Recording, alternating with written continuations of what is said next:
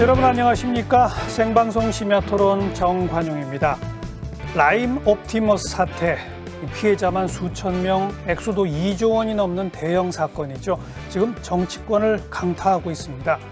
청와대와 여권 인사들 이름이 거론되더니 현직 검사 또 야당 정치인에게도 로비했다, 이런 주장이 나와서 파장이 커지고 있죠.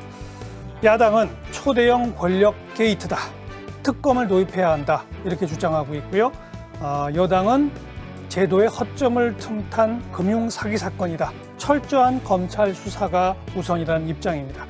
오늘 생방송 심야 토론, 라임 옵티머스 사태 무엇이 문제인지, 앞으로 실체 규명은 어디서 어떻게 해야 할지 함께 토론해 보겠습니다.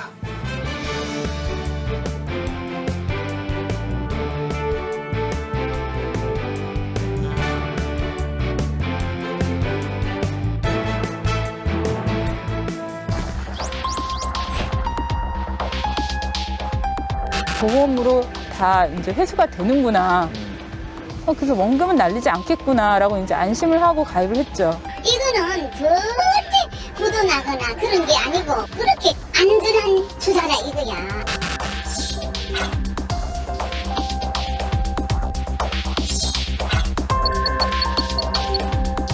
금감원에 로비를 했고, 금감원도 VIP 대접까지, 이 원장님도 들으셨죠? 의심이 되는 부분이 있지만 여기 나와 있는 것 가지고 단정적으로 얘기하기는 어렵고요. 사건을 덮어버리는 거 아니냐 하는 의혹이 많습니다. 정계 인사들 실명이 적혀 있다는 보도는 전혀 사실과 다르다라는 것을 어제 중앙지검에서 반박 보도를 한 바가 있습니다.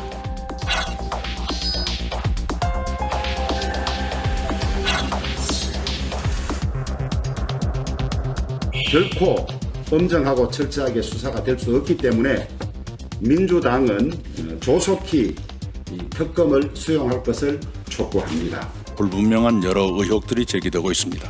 근거 없는 거짓 주장이나 의혹 부풀리기에는 단호히 대응할 것입니다.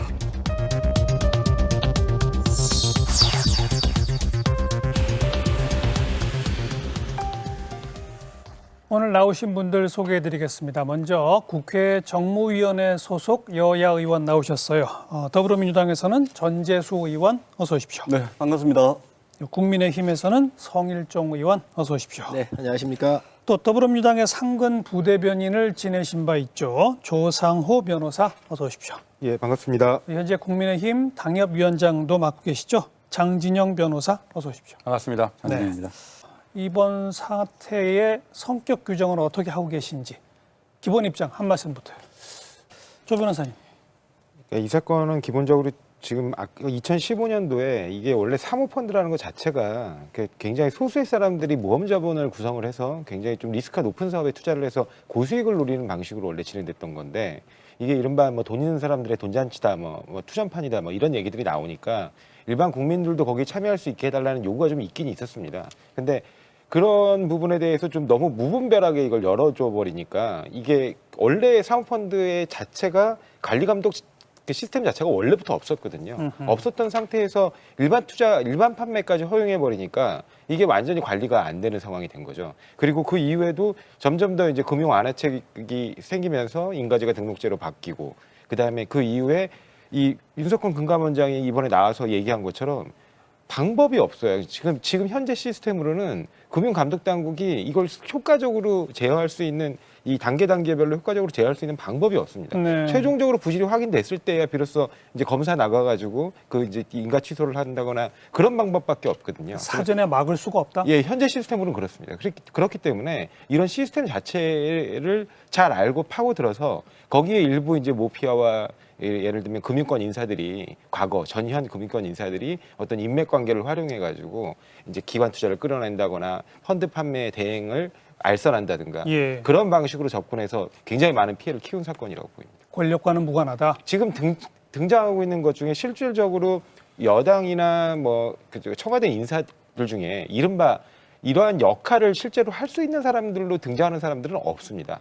그러니까 지금 얘기 나오는 것들은 보면 다 실무자선에서의 어떤 다리를 놔줘서 옛날 뭐 금감원 전 국장이라든가 이런 사람들이 알겠습니다. 네, 이따 또 다리를 토론하고. 예, 그렇습니다. 아까 저희가 저기 두 펀드를 좀 이렇게 구분해서 말씀해 주셨는데, 그러니까 라임 같은 경우는 사실은 라임 펀드 자체의 문제가 아니고 라임에서 일부 투자했던 그 김봉현 회장에게 투자했던 수원여객이라든가 스타모빌리티라든가 이런 회사의 자금이 흘러 들어간 게 문제였거든요. 그래서 그런 부분에 있어서 이제 뭐 이렇게 로비의 중심에 있는 거는 결국에는 수사무마 쪽입니다. 그러니까 그래서 지금 야당에서 그 이번에 김봉현 회장이 이제 자필 편지로 이렇게 공개한 것도 입장문을 냈죠. 예, 그렇습니다. 전 검사장 출신 야당 유력 정치인이라는 거거든요. 그러니까 이게 결국에는 수사무마 쪽으로 자신의 횡령 범죄에 대한 수사무마 쪽으로 로비가 흘러가는 것들의 중점이 있는 것이고, 그 이외에 뭐 나온 게 없습니다. 그 이제 물론 이제 라임 사건에 네, 맞습니다. 근데 이제 또 거죠? 마찬가지로 또 옵티머스 사건을 보게 되면 옵티머스에서 이 지금 말씀하신 뭐 기관들 투자 이런 것들을 중심적으로 끌고 갔던 사람들이 뭐 지금 이제 끌고 갔던 것으로 의심받는 사람들이 뭐 양호 전 나라은행장이라든가 아니면은 이미 지금 도피 중이죠. 그 옛날 동부증권 출신의 그 정영재 전 대표, 옵티머스 대체투자 대표라든가 이런 사람들에 의해서 움직였던 것입니다. 그래서 제가 아까 금융권과 모피아가 이제 전현직 금융권과 모피아가 결탁된 그 로비들은 있었다라고 제가 말씀드렸던 이유가 주로 그래서 이 금융기관 판매나 어떤 그 기금 운용 같은 그 금원들을 이렇게 이제 투자받아서 예. 그걸 또 일반인들한테 홍보하는 수단으로 삼았거든요. 그랬죠. 예. 그래서 그런 부분들이 있어서 전현직 금융권 관료들이 개입돼 있는 건 맞다. 그래 그 부분에 대해서 철저한 수사가 있어야 되고, 그뿐만 아니라 지금 그 전현직 관료들에 의해서 그 단순히 그런 뭐 예를 들면 상품 판매를 중개한다든가 아니면 투자를 끌어낸다든가 거기에 그친 게 아니라 혹시 금감원 감독 기능에도 부정적 영향을 미친 거 아닌가. 그 부분은 당연히 근데 이제 수사가 이루어져야 될 지금 것이고. 장 변호사가 거듭 그 이야기하는 공공기관에 자금이 들어가게 된 배경에는 거론된 권력자들, 뭐 정치인들, 뭐 청와대 직원 이런 사람들이 관여돼 있는 것 아니냐라는 의심이 간다는 거죠. 지금 논의가 쭉 진행되는 그 순서 그대로 가면 여러 권력자들의 이름이 거론된 것과 여러 공공기관 자금이 투자된 것과 사이에는 합리적 의심이 가능하지 않느냐 이런 말씀 아니겠어요? 그렇습니다. 거기에 대한 얘기를 좀 초점을 맞춰주세요. 잠깐만 뭐 짧게 말씀드려. 아까 지금 말씀하신 뭐 지금 문재인 정부에서 하고 있는 그런 펀드들은 전부 공모 펀드입니다. 그다음에 이제 뭐 아까 이제 하신 것 중에 뭐 이제 강기정 전 수석이라든가 뭐 그런 얘기를 하시면서 이제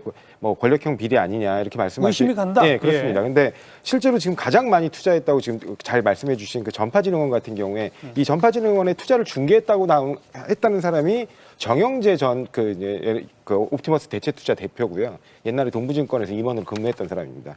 그리고 그 이후에 또 예를 들면 NH투자증권에서 일반인들에게 판매를 하게 하는데 그 판매 허가를 알선하고 중개한 것으로 나오는 분이 이제 양호 전 나라은행장인데 그분이 나중에 이 옵티머스의 최대 주주가 됩니다. 그러니까 이런 분들이 다 지금 출신들이 다 금융권 인사들이거든요. 거기에 뒤에 또 배경으로 등장해 주는 게 이제 이른바 뭐 이현재 전 총리 부총리라든가 그런 분들이 등장을 하게 되니까 그런 분들에 의해서 이제 어떤 그 금융권의 이제 금감원에 이제 그 뭐 감독기관에 로비가 들어간다든가 아니면 각종 금융기관에 판매 알선이나 허가가 이루어지는 과정들이 보이는 거고, 실제로 정치인이 관여됐다고 얘기하는 사람들의 등장하는 경우는 지금 강기정 전 수석 한 분인데 이분 같은 경우는 지금 이번에 뭐 김봉현 전 회장이 이제 편지로 공개한 내용을 보면 검찰에서 의도적으로 이 강기정 수석은 반드시 잡아야 된다. 이걸 잡게 해주면 너한테 굉장히 많은 선처를 해주겠다. 뭐 보석 등의 선처를 해주고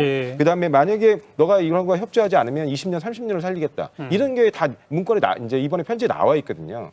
그래서 이 강기정 전 수석이 연루됐다. 이거는 굉장히 신빙성이 떨어지는 지금 주장으로 보이는 거거든요. 그러니까 실제로 관련됐다고 그럼 결국 얘기 나오는 사람은 그 라임 같은 경우는 그 경제수석실에 있었던 그것도 금융권 인사예요. 원래 이제 금융이 공무원이었으니까 그 행정관 한 명. 그다음에 여기서 옵티머스 같은 경우는 이제 이모 전 행정관이 이제 민주당에서 뭐 일정 뭐 어떤 역할들을 좀 한 적이 있다. 그러니까 그 정도 수준이거든요. 그러면 이모 전 행정관이 이런 1조 원, 2조 원 그런 사기를 벌일 수 있나요? 지금 그렇게 얘기하시면은 많이 가봐야 청와대 행정관 한둘이다. 그런 얘기죠. 어떻게 보세요? 자, 이 문제가 어떻게 된 거냐면 저는 굉장히 큰 문제가 많은 사건이라고 봐요. 정말 권력이 개입되지 않으면 불가능하다고 생각을 해요. 우선 하나는 이 감독에 대한 문제가 있고 다음에 이제 조사에 대한 문제가 있거든요. 이 금융 감독에 대한 문제는 금융 당국이 할 문제예요. 조사에 대한 문제는 검찰이 할 문제고 이 문제가 1년 3개월 동안 묻혔던 사건이에요. 그렇죠? 1년 3개월 동안 사건 수사에서 결론을 못 내고 지금까지 덮어왔던 사건이에요. 그런데 예. 나임의 김봉현 씨가 법정에서 진술을 했어요. 법정에서. 강기정 전 수석에게 그렇습니다. 돈을 뭐 전달했다 그렇습니다. 이런 거죠. 강기정 수석에 5천만 원을 줬다. 그런데 만에 하나 이 사람이 위증죄로 걸리게 되면 자기가 받는 그 실형이 예를 들어서 5년을 받았다고 한다면 5년 플러스 얼마를 더 받을지 가중처벌되는 거잖아요. 근데 지금 팩트를 정리해 주셔야 되는 게 직접 줬다는 게 아닙니다. 아니, 그건 중요한 게 아니에요. 그렇게 중요한 사건들이 지금 청와대에 관련이 돼 있고 이진아 행정관 같은 경우는 민정비서관실에 있었는데 무엇을 담당했는 줄 아세요? 금융권을 담당을 했습니다. 금융권을. 그게 민정비서관실에 있었고 이진아가 청와대에 들어가는 경위도 이상해요. 왜 그러냐? 그 들어가기 전에 이미 옵티머스에 관련되는 주식을 9.8%씩 가지고 있었고 사회이사를 했었고 농어촌공사에 사회이사를 하면서 농어촌공사에 30억을 투자했잖아요. 너무도 많은 것들이 연결돼 있기 때문에 우리 국민들이 이렇게 피해를 봤었을 때 이 신용도를 부여한 건 누군가? 바로 이러한 권력 주변에 있는 사람들이라는 거예요. 그렇기 때문에 이거는 중요하게 봐야 한다는 거예요. 지금 그러니까 결국에 지금 그 성일종 의원님께서 말씀하신 거는 그러면 이모 전 행정관이 그 30억 투자를 이끌어내고 그러니까 농어촌공사에 30억 투자를 이끌어내고 뭐 이런 1조 원대 그 부실 판매되는 이 자금들을 조성했다고 하시는 말씀인 건지 저는 정말 되묻고 싶고요.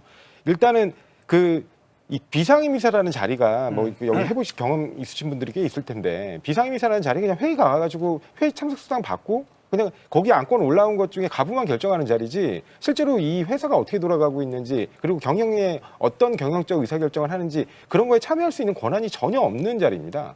그러니까 어떻게 보면 이제 명예직처럼 가서 그 올라온 안건이 특별히 법적으로 문제가 없으면 그냥 도장만 찍고 오는 자리거든요. 우리 거리의 시민들 의견 잠깐 들은 다음에 이제는 검찰 수사, 특검 요 얘기로 넘어가겠습니다.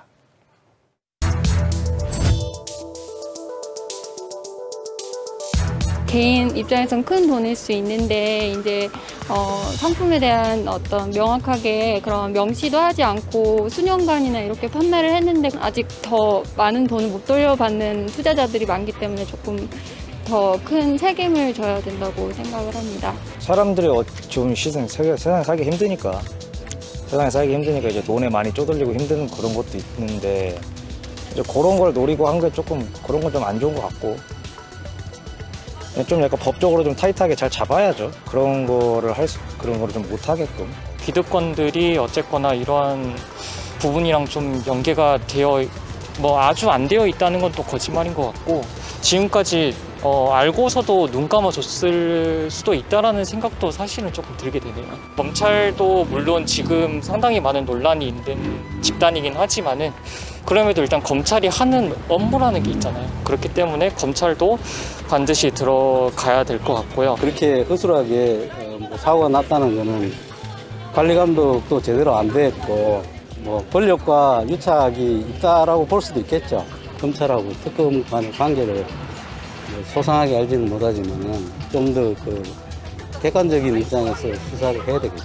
검찰 내부에서만 하게 되면 또 어떠한 비리가 서로 덮고 과정이 있을 수 있죠. 물론 외부 사람들이 끌어들여도 똑같겠지만 아무래도 보는 시각이 더 많아지기 때문에 외부 인사를 유입하면 그럼 그게 더 낫지 않을까 생각합니다.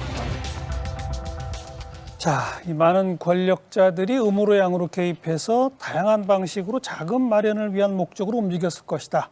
아니다. 금융사기꾼들이 살아남기 위해서 이런저런 사람들을 팔고 있을 뿐이다. 양쪽 주장. 뭐가 옳은지 지금까지 검찰 수사가 과연 제대로 됐는지부터 얘기를 해야 되겠죠. 전 의원께서는 거듭 어제의 그 입장문을 보니까 검찰이 검찰 스스로의 목적 때문에 그렇게 한 것으로 이해한다는 주장인데 거기에 대해서 어떻게 보세요? 그거는요. 저는 그 김봉현 씨의 주장이 있었으니까 저는 그건 사실을 밝혀야 된다고 생각합니다. 거기에 맞는지 안 맞는지를 제가 말씀드릴 수 있는 건 아니고요.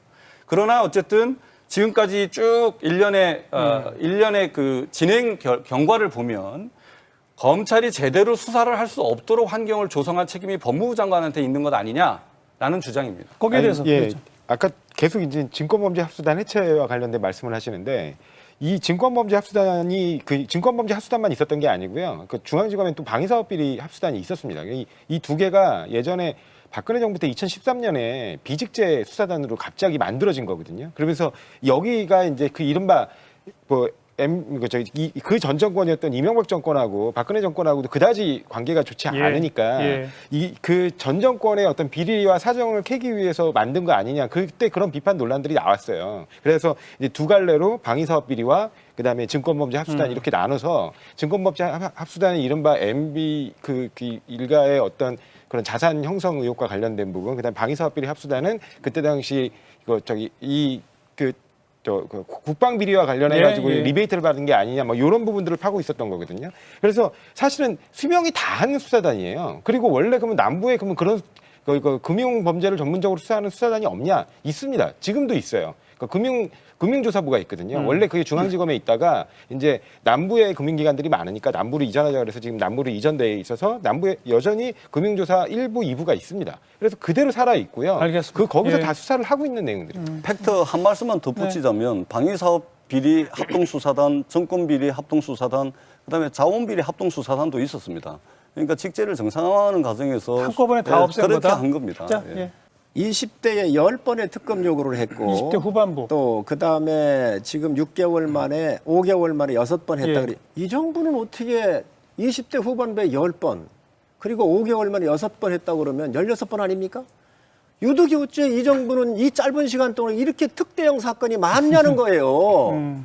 그리고 국민 세금 쓰는 걸 걱정을 하시는데 이런 데 쓰라고 국민이 세금을 주시는 겁니다. 자, 다른 두 분도 얘기 좀 해주세요. 아니, 지금 말씀하신 대로 그러면 그거는 이제 국민의힘 입장에서 봤을 때 특대형 사건이라 그러는 것이고 우리는 별것도 아닌 일인데 이제 계속 그렇게 특검을 요구하는 건 바람직하지 않다는 입장인 거고요. 그다음에 특검을 이제 보통 지금 현재 원래는 두 가지를 얘기했었습니다. 특임 검사를 주장하시거나 아니면은 특검을 받아들여야 된다 이렇게 말씀을 하시는데 특임 검사 같은 경우는 이미 이걸 진행하면 안 되는 이유가 있습니다. 왜냐하면 이미 진위 여부는 밝혀지지 않았지만 김봉현 회장의 편지 내용을 보면 검찰이 그 윤석열 총장을 옹이하기 위해서 어떤 작업을 벌이고 있다라는 폭로들이 나오거든요. 근데 특임 검사는 총장이 임명하는 거예요. 그렇죠. 그러니까 그 부분에 관련해 가지고는 이미 중립성 문제가 또 불거질 수 있기 때문에 적절하지 않고요. 그다음에 특검의 경우에도 지금 특검을 필요로 하는 경우는 현 정권의 실세가 연루돼서 수사의 공정성에 이제 어떤 문제가 있다라고 이렇게 우리가 이제 일반적으로 받아들일 정도의 증거가 나와야 되는데 지금 정권 실세는 아무도 지금 없거든요. 뭐 심지어 뭐 기소되거나 제대로 수사가 진행된 것도 없습니다. 근데 여기서 무슨 또 특검이 나온다는 것인지 도대체 구체적으로 어느 정치인이 개입돼 있다는 것인지 그걸 좀 명확히 하셨으면 좋겠어요. 아까 강기정 의원 같은 경우도 강기정 전 수석 같은 경우도 보면 뭐 돈 전달이 나왔다고 하지만 김봉현 회장의 증언 자체로도 보면 직접 줬다는 것도 아닙니다. 중간에 누가 이광세 전 대표한테 줬는데 그 이광세 전 대표는 또 자신은 안 줬대요. 그런 거 확인하기 위해 특검 필요한 거예요. 9월 이제 부장급 인사가 있으면서 그 수사 책임자는 다른 청으로 이제 전보된 것으로 알고 있습니다. 그래서 실제로 지금 현재 수사팀에 여전히 남아 있는 건 아니고요. 그러니까 그런 여러 가지 문제점들이 있어서 수사팀이 대폭 보강이 계속 이루어지고 있었습니다. 그리고 이루어지고 지금 예를 들면 옵티머스 사건 같은 경우에는 처음에 뭐 조사일부 말씀하셨는데 조사일부에서 배당을 해놓고 보니까 이제 사건 규모가 생각보다 크다고 판단돼서 결국에는 이제 그 중앙지검 내 경제범죄수사부가 일부 검사가 파견이 되고요. 또 반부패 수사 2부에서 검사 일부가 파견이 돼서 그럼 판단을 잘못한 거죠. 총 9명이 수사를 진행하고 있었습니다. 그래갖고 원래 이게 피해자도 많고 액수가 크기 때문에 통상의 이런 펀드 사기 사건 중심으로 수사가 가다가 이제 로비들이 나오기 때문에 그런 부분에 수사가 계속 확대가 이루어졌고 그래서 검사가 보강됐다. 얼마 전에는 또 이제 며칠 전에는 더더군다나 이제 또 추가로 배로 그러니까 지금까지는 9명이었다가 이제 외부 파견 검사 5명을 받고 중앙에서 4명을 추가로 충원해서 18명의 검사들로 구성됐거든요. 이런 18명이면 과거 그 박근혜 대통령 그 국정농단 사건 특검이 20명이었습니다. 어마어마한 메모급 알겠습니다. 수사팀이 꾸려졌습니다. 특검 부분도 지금 야당 쪽은 당장 특검으로 가야 할 충분한 근거가 있다는 주장이시고 여당 쪽은 일단 대규모 수사팀이 가동되고 있으니 일단 그 결론을 보고 결론이 미진하다면 여당도 특검을 검토해 볼 수 있다. 그 정도로 말씀을 정리하면 될 것 같고요. 시간 거의 다 갔습니다만 이번엔 두 분 변호사님만 좀 제가 발언 권한 좀 드리고 싶은 게 어쨌든 이 재발 방지책을 세우려면 사모펀드를 1억 이상이면 가입할 수 있는 조건을 다시 되돌리든지 아니면 뭐 1억 정도를 유지하려면 이건 굉장히 위험한 상품입니다라는 걸 분명히 고지할 수 있도록 어떤 규제를 하든지 뭐 이런 것들이 있어야 되지 않겠어요? 어떤 방법이 있었으면 좋겠어요? 일단은 그 현재 같은 경우는 사모펀드에 대해서 이거 감독 기관이 예. 상시로 들여다볼 수 있는 지금 수단이 없습니다. 아까 그렇게 말씀하셨죠. 그런 부분에 대해서 상시로 들여다볼 수 있게 그러니까 이제 판매되는 내용과 실제로 운용되는 내용이 일치하고 있는가 그렇죠. 그런 부분들을 상시 감독할 수 있는 체계를 만들어야 된다고 생각을 하고요. 예. 그다음 두 번째로는 아까 말씀 주신 것처럼 판매사에서 불안정 판매가 이루어지지 않도록 이 사모펀드의 운용이나 이런 부분에서는 많은 리스크가 있고 뭐 그런 부분에 대해서 운용사들의 어떤 자체적인 판단에 따라 자금을 운용하는 거기 때문에 네. 투자 손실이 크게 발생할 수도 있다라는 점을 분명히 알려야 되겠죠. 분명히 알리는 방법이 뭐 깨알글씨 같은 형태로 알리는 게 아니라 예. 반드시 구두로 고지하고 여러 차례 설명하도록 좀 강제할 필요가 있다고 봅니다. 지금 이 사건의 경우에 국회가 해야 될 일은 아까 말씀하신 것처럼 만약에 권력자의 부당한 개입이 있었다면 그걸 밝히는 것도 국회의 역할이겠죠. 근데 그것뿐만 아니라 더 중요한 문제는 이런 사건이 재발하지 않도록 하는 겁니다. 네. 재발하지 않도록 하려면 현재 시스템에 뭐가 문제가 있는지 그런 부분들이 이번 국감에서 좀 지적이 돼야 되는데 지금 현재 그 국민의힘 입장이나 거기서 보면 그러니까 모든 걸 하나부터 열까지 전부 그냥 정쟁적 요소만 담고 있는 그냥 여당 국회의원 연루설만 흘리고 있거든요. 실제로 무슨 어떤 역할이 있었는지, 그리고 실제 뭐 어떤 근거가 있는지, 새로운 그런 부분에 대한 증인이나 증거가 있는지 그런 부분은 하나도 없는데 이른바 언론을 계속 따라가듯이 하면서 계속 똑같은 의혹 제기를 반복하고 있다는 게 좀 답답합니다. 그래서 좀 국회가 제 역할을 좀 찾아서 재발 방지책을 빨리 좀 만들었으면 좋겠다. 자, 이 특검 도입 여부도 결국 국회의 몫이죠. 여야가 논의해서 결정할 문제고요. 지금 말씀하신 법 개정도 역시 국회의 몫입니다.